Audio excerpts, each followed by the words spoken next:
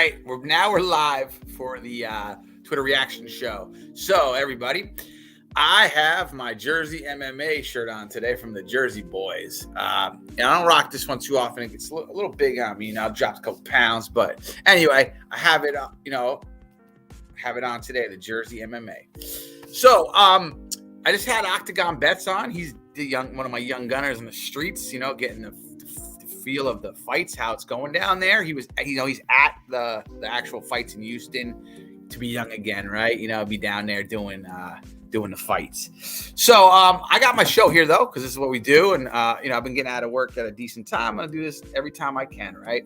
So let's see what we have going today, people. First of all, there's our main card tomorrow. Really psyched about it, right? We got Adesanya, Whitaker, Lewis, Brunson, Cannonier. This is gonna be fun, right? It's gonna be a good time. This is my man Octagon Bets pool that he's at. Look at that. Don't mess with Texas, everybody, right? You got the Texas-shaped lazy river. They do it big in Texas, so big ups. That's the pool he was at. All right, so let's get into the show here. First things first, from Combat Sports Insider, right? Decent guy. 5-round main event between Curtis Blades, 4th ranked, and 7th ranked Dukakis, mid-March. This replaces Jan and Radic as the main event. So, only thing I think about this is I'm not a big Blades guy. I love what Lewis did to Blades. I mean, don't hate him. I just don't like, his style. But Dukakis looks just like Michael Chiesa, like a fat version, right? Am I right? Like, look at him. Looks just like him. All right, slide 2, my man, The Truth. So he says, I misread him at first. Boxing has become the best base for MMA, right or wrong. He said this is facts. I thought he was fighting with the guy. I don't know. I don't read right. All MMA fighters train boxing. No boxer trains wrestling. So I wasn't kind of confused me, Brandon, but wrestling is still the base for MMA. It's been for a long time. Jiu-jitsu, throw in there, and then you throw in Muay Thai and boxing, right? Those are all.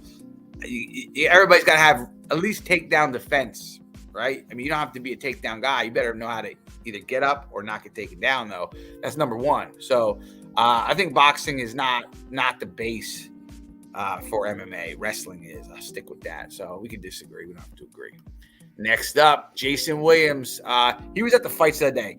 He's big, man. The picture does not do you justice in the profile, man. But it comes from my man Hudak, because Williams don't follow me. He's too big time. I was thinking a lot of guys are big time. Hudak, though, is my boy. Reporter, and I talked about this with Octagon Bets, asked Derek Lewis what the nastiest cup is to drink out of the heavyweight fighters. And Derek Lewis is the character. He's like, yo, I don't know. He's like, my piss is clean, though, because he says he eats well or something, which is pretty funny. So, I don't know what kind of question that is. Last time they asked him about the Mars rover, though. So they love asking Derek crazy questions. So, and Derek is just a character, but that's a gross question, Jason. Yeah. Thank you, Hudak. Next up, from Tom Khan. This video is gold. It's an old video of Darren Till and Mike Perry. Those dudes are brothers. I don't give a crap what anybody says. The Liverpool, you can't understand him. I can't understand what he says. And Mike Perry from Florida. Yo, those dudes are brothers. They do the same crazy shit. They are related. Mike Perry and Till. They're related. This is from Mac Molly. Again, I forgot who tweeted it to me, though. MMA fans, it says. Mac Molly, the entire MMA fan base when Tuivasa and Derek Lewis step into the cage, and this chick's got a Modelo with a stick with a joint in her mouth or something. I just hope both teams have fun. That's like, you got two kids playing on the same team, and you want them to both win, right? You don't want them to lose. That's how we feel about Tuivasa and Derek Lewis, right? So we both want them to have fun because we both want them to knock out other dudes. This is upsetting for a real fan that they fight each other, but somebody's getting knocked out. Good tweet, though, Mac Molly. MMAfighting.com. So we got Yoel Romero, who already looks beat up in that picture, versus Melvin Manhoff, who's looking crazy, too. He looks like Forrest Whitaker up in there, right? Look at him. He looks like, what happened to Manhoff? He looks different to me. But those are two old dudes. They already look kind of beaten on. So I don't know what's going to happen there. Romero hasn't really thrown a punch, I feel like, in his last 4 fights. So maybe Manhoff will win. we'll see. Anyway, thanks for the update on that fight. Next up, Mitch from Real Quick Picks. And it's a Wonder Bread MMA tweet. And so it's like a big person fighting two little people. Must be Russia or somewhere, right? And Mitch asked this question. I like the question. I watched the video a little bit of these two people fighting the one person. How many Cejudos would it take to beat Ngannou? So you're asking insight. I'm going to say it takes 4 Cejudos to beat Ngannou. What do you guys think? I think 4 would get it done. I don't think 3 Cejudos is enough to beat Ngannou. 4 can do it, though. 4. Hey, Joe Gravel, you've made my show. This guy has been following me for a long time. I've been following Joe Gravel for a long time. We're Twitter friends. He said, Derek Lewis said, let's swang and bang then, with the most excitement I've ever heard from him. And now Derek Lewis, his voice will crack when he's a little excited, but he's real chill, kind of gangsterish dude. Yeah. I mean, any dude that wants to swing with him usually loses. So it's really it's fun for him if the person's going to swing with him, because that means he's going to be either knocking him out or getting knocked out. He probably, knocked out Gon style. I don't see him going cold like he puts people. But yeah, that's my man. That's a good tweet, Joe Gravel. Appreciate that. Next up. All right, so I almost wore my Ken Shamrock shirt. I might wear it tomorrow for fight night. This guy, Rick Radosovic.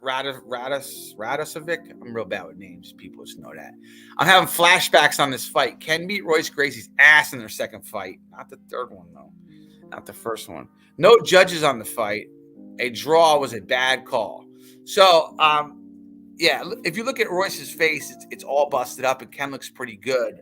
Blood all over his gi and everything. But look, I wanted to look up, I remember the fight, but I wanted to look up the punch stat numbers, and Royce did land more punches, but they might have been like little rabbit shots, looking at their faces though, and I think Ken had a lot of control in that fight.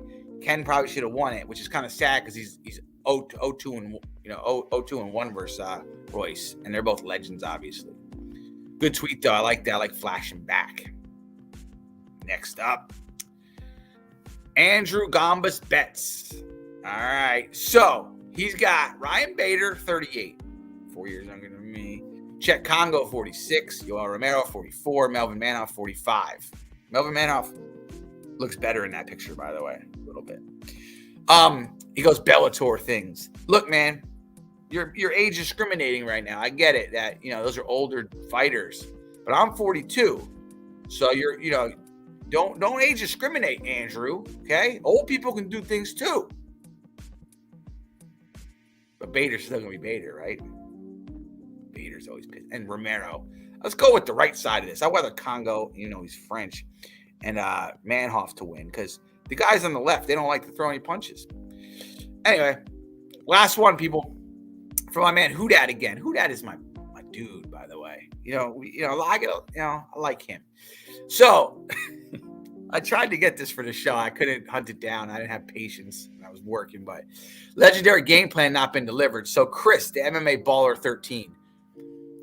I'm kind of disappointed that he hasn't messaged Whitaker. He's had to message Whitaker so late.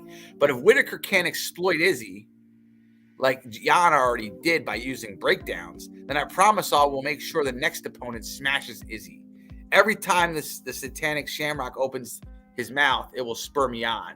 So I'm pretty sure Chris is a dude that made a video telling Conor McGregor how to fight and like going over how Conor should fight. Like, look, I'm a fan. I've watched a million fights, but I'm not telling a pro fighter how to fight. Like, I might have my opinion on what he should do. I'm not going to tell a pro fighter what he should have done in a pro fight, right? This guy, Chris, is crazy. I hear he blocks people. I don't think I follow him. I don't deal with dudes like this, but I think he's hilarious. I think we have to find the video of him telling Conor how to fight. And then he didn't get to Whitaker.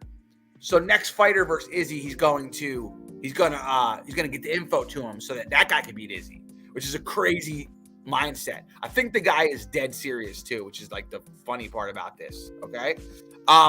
So anyway, you people enjoy the fights. I probably won't do a show tomorrow. Maybe I'll do something tomorrow. We'll see. I got a lot of people watching right now. Just kidding. So anyway, you guys enjoy the fights. I'm pretty excited. It's going to be a great weekend, Super Bowl as well. I'm picking the Bengals, even though I don't think they're going to win, but I want them to win. So I'll go with my heart again. That's what I do. Jersey heart right here. Anyway, we'll see you guys soon, and enjoy your weekend. Bye-bye.